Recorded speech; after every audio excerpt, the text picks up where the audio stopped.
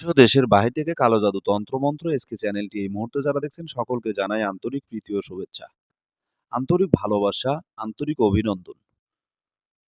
তো আপনাদের সামনে আজকে যে বিষয়টা নিয়ে কথা বলবো, এটা হচ্ছে সূরাতুল বাকারার নকশা এবং তাবিজ নিয়ে কথা বলবো।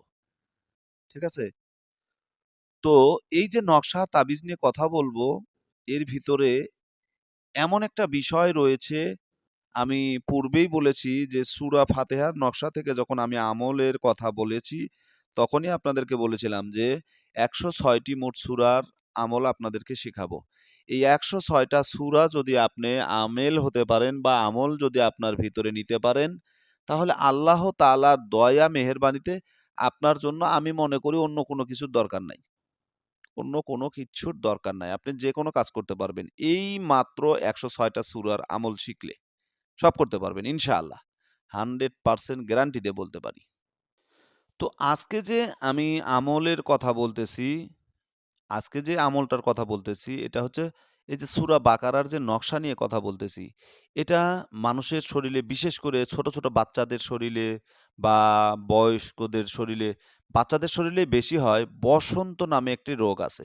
বসন্ত শরীরে ফক্স মানে শরীরে বিভিন্ন অংশ মানে কেমন ফ্র্যাকচার হয়ে যায়।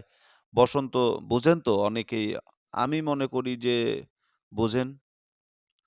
বসন্ত এটা বোঝে না এমন এমন কোনো লোক তো নাই আমি মনে করি। যে বসন্ত প্রত্যেকটা লোক বুঝে। কারণ এটা আমার আঞ্চলিক ভাষা না। আমি যে ভাষায় কথা বলতেছি এটা কিন্তু আঞ্চলিকতা না।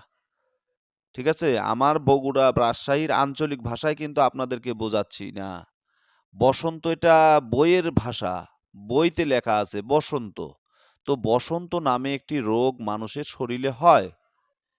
আর সেই রোগের জন্য বিশেষ করে বাচ্চাদের এটা বেশি হয়। ছোটবেলায় ছোট, ছোট বাচ্চাদের এগুলো হয়ে থাকে। আমার শরীরেও হয়েছিল। এখনো শরীরে সেগুলোর দাগ রয়েছে। তো যাই হোক, এই যে তাবিজটা দেখছেন, এই তাবিজ শরীরে বেঁধে দেওয়ার সঙ্গে, সঙ্গে বসন্ত রোগ ভালো হয়ে যাবে। যেগুলো শরীরে বের হয়েছে, সেগুলো ভালো হবে, পরবর্তীতে আর উঠবে না। ঠিক আছে? পরবর্তীতে আর উঠবে না। এই নকশা জাফরান কালি দিয়ে লিখে যদি আপনি শরীরে বেঁধে দেন, তাহলে বসন্ত রোগ ভালো হবে এবং এই নকশা ধুইয়ে যদি তাকে গোসল করান সঙ্গে, সঙ্গে সে ভালো হয়ে যাবে। বসন্ত রোগ থেকে সঙ্গে, সঙ্গে সে ভালো হবে। এবং এটা বিভিন্ন রোগের জন্য এই তকবিরটা আপনার কার্যকারী। বিভিন্ন রোগের জন্য যদি এই তকবির আপনারা ব্যবহার করেন, আল্লাহ তাআলার অশেষ দয়া মেহেরবানিতে সেই তকবির থেকে ইনশাআল্লাহ মুক্ত হবেন এবং সঠিক ফলাফল পাবেন। নিয়ত খালেস হতে হবে, নিয়ত সহি হতে হবে। নিয়তে যদি গরমিল থাকে তাহলে কিন্তু কাজ হবে না। নিয়তটা সহি করতে হবে। তো যাই হোক, কথায় ভাষায় ভুল হলে ক্ষমার দৃষ্টিতে নেবেন। কারণ মানুষ ভুল হতে পারে। ঠিক আছে? ভুল হয় না শয়তানের।